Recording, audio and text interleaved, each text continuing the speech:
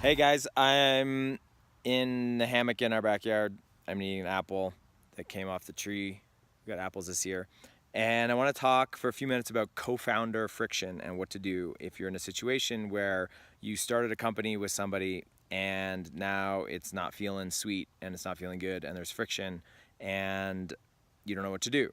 So I see this a lot with people I work with because a co-founder relationship is a serious, intimate, long-term relationship. Just like any other serious, long-term, intimate relationship, it doesn't always work out. And in fact, it usually doesn't work out as opposed to working out. Like working out is the anomaly, and it not working out is more like the norm. So what do you do? First of all, pick a co founder extremely wisely. I always tell people don't work with someone as a co founder. Don't make them a co founder unless you've already been working with them for a number of years and you already know what it's like to work with them and you already know that you have a good flow with them. Um, I have personal experience with this. Katie and I were co founders of Kandara, and from the first mock-up that we sat down to make of the product, we actually started disagreeing, and we pretty much kept disagreeing all the way through 3 or 4 years of working together until finally we decided that she was going to leave the business. And that was not an easy decision by any means, but we essentially decided at one point that if we didn't have her leave the business, we were going to blow up the business and we were going to blow up our marriage. And so my first piece of advice is choose your co-founder wisely. Choose somebody who has a different set of skills than you do and is a different kind of person that you are. Katie and I are both big idea, visionary type people, design. We really appreciate and want to put energy in design and product and create the creative side of the business. And so having two people in Kandara that had that same skill set was really a recipe for friction from the beginning. I work with other CEOs who have co-founders who they're very different types of people. One is a visionary type person, the other is a real ops type person. Like one is a person who likes to have big ideas and work on the product. The other is a type of person who likes to be handed a product idea and figure out how to make it, how to engineer it, for example. Or one person is a salesperson, the other person is an engineering type person. Those are the co-founder relationships that I see working out the best because there's a line of delineation between what one person's supposed to do and what the other person's supposed to do. Which brings up a second point. Once you're in a co-founder relationship, it's super important to decide who's responsible for what. If you're both responsible for the same stuff, that's a recipe for friction. So get a piece of paper, put a line down the middle, put your name on one side, put your co-founder or co-founders' names on the other, and in each column put who's responsible for what. Figure out an organizational chart or an accountability chart and make sure that you're not accountable for the same stuff.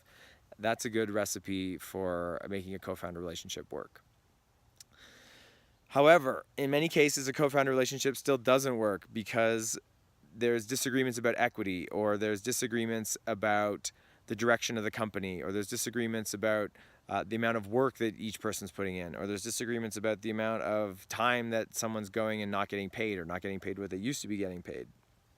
So in many cases, there will be friction. And when there's friction in a relationship, the solution is communication. And this has to be something that you put energy towards on a regular, consistent basis, the same way that you would for any other long-term, intimate relationship.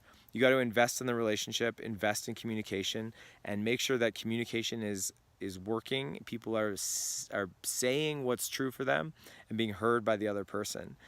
If this doesn't happen and friction continues, the friction is just going to get worse. So communication is the number one thing that I tell people.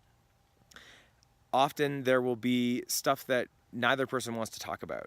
Like I had one company where one co-founder would get mad and blow up at the other co-founder when stuff would go badly, and they just kind of would not talk about it, and until it happened again, and then they wouldn't talk about it until it happened again, and it kept getting kind of worse and worse.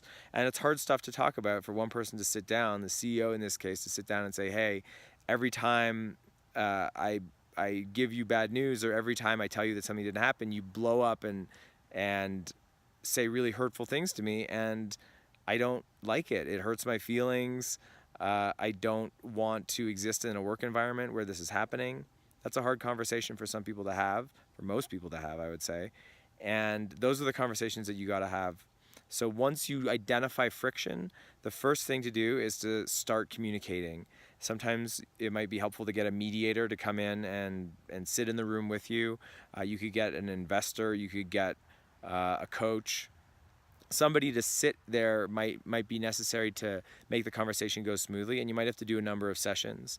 But it's imperative that you get communication working and flowing so that each person, each part of the partnership feels heard and is able to listen and understand the other person.